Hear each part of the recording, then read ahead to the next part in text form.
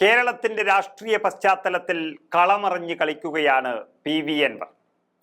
തൃണമൂൽ ദേശീയ നേതാക്കളായ മഹുവ മൊയ്ത്രയും ഡെറിക് ഒബ്രിയാനും മുസ്ലിം ലീഗിന്റെ സംസ്ഥാന അധ്യക്ഷൻ പാണക്കാട് സാദിഖ് അലി ശിഹാബ് തങ്ങളെ സന്ദർശിച്ചു, കാര്യങ്ങളെല്ലാം അവതരിപ്പിക്കുകയും ചെയ്തിരിക്കുന്നു. തൃണമൂൽ കോൺഗ്രസിന്റെ സംസ്ഥാന കോർഡിനേറ്റർ പി.വി. അൻവറിനൊപ്പമാണ് നേതാക്കളെല്ലാം പാണക്കാട് എത്തിയത് എന്നുള്ളത് UDF കേന്ദ്രങ്ങളെയും ഞെട്ടിച്ചിട്ടുണ്ട്. യഥാർത്ഥത്തിൽ 30% മുസ്ലിം ന്യൂനപക്ഷങ്ങളുള്ള ബംഗാളിൽ മമത എങ്ങനെയാണോ കളം പിടിച്ചത് അതേ രീതിയിലുള്ള നീക്കങ്ങൾക്കാണ് പി.വി. അൻവർ കേരളത്തിലും ശ്രമിക്കുന്നത് എന്നുള്ളതിൻ്റെ സൂചനയാണ് പുറത്തു വരുന്നത്. LDF വിട്ടതിന് പിന്നാലെ MLA സ്ഥാനം രാജിവെച്ച് UDF പ്രവേശനം കാത്തു കഴിയുന്ന അൻവറിൻ്റെ രാഷ്ട്രീയ നീക്കത്തിൻ്റെ വളരെ പ്രധാനപ്പെട്ട ഭാഗമായാണ് ഈ കൂടിക്കാഴ്ച എന്നുറപ്പിക്കാം. തൃണമൂൽ നേതാക്കൾ സാദിഖ് അലി തങ്ങളുമായി ചർച്ചകൾ നടത്തുകയും ചെയ്തു.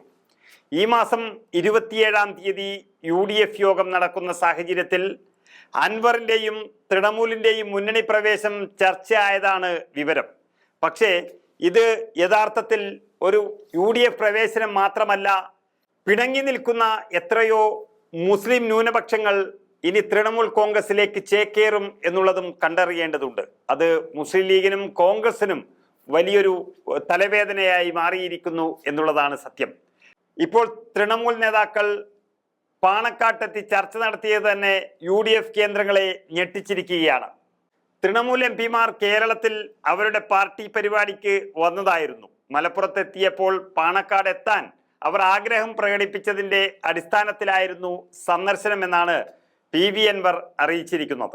സാദിഖ് അലി തങ്ങൾ അങ്ങനെയാണ് പറഞ്ഞിരിക്കുന്നതും. രാഷ്ട്രീയ പ്രാധാന്യമുള്ള വിഷയങ്ങൾ സംസാരിച്ചിട്ടില്ലെന്നും സൗഹൃദ സന്ദർശനമായിരുന്നുവെന്നും സാദിഖ് അലി തങ്ങൾ പറയുന്നുണ്ടെങ്കിലും ഇത്തരത്തിലുള്ള ഒരു സന്ദർശനം UDF കേന്ദ്രങ്ങളെ ഞെട്ടിച്ചിരിക്കുകയാണ്. സൗഹൃദ സന്ദർശനമായിരുന്നു എന്നാണ് സാദിഖ് അലി തങ്ങൾ പറഞ്ഞുകൊണ്ടിരിക്കുന്നത്. MLA സ്ഥാനം രാജിവെച്ച ശേഷം ഇത് 2-ാം തവണയാണ് പി.വി. അൻവർ പാണക്കാട് എത്തുന്നത്. ഞായറാഴ്ച മഞ്ചേരിയിൽ തൃണമൂലിന്റെ പ്രതിനിധി സമ്മേളനം നടക്കുന്നുണ്ട്.